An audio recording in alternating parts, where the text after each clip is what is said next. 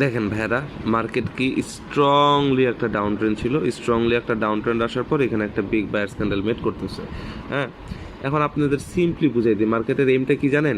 মার্কেটের এমটা হলো এই পর্যন্ত। তার মানে কি এই পর্যন্ত মার্কেট উঠবে। তো নেক্সট রেট কই যাবো? আপে যাবো। সিম্পল ভাই, আপনাকে আগে বোঝা লাগবে মার্কেটে এম কি, মার্কেট কি করতে চাচ্ছে। আপনি না বুঝলে কি হবে? কিছু করতে পারবেন? বোঝা লাগবে আপনাকে মার্কেটের টার্গেট কি, ওইটা সুন্দর মতো আপে যান।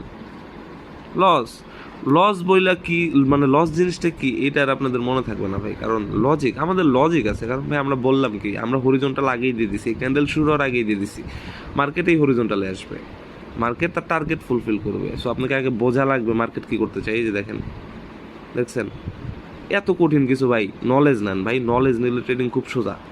নলেজ নিলে আপনি স্পষ্টভাবে আইডেন্টিফাই করতে পারবেন মার্কেট কোথায় থামবে, কোথায় কি হবে, সব কিছু বুঝতে পারবেন।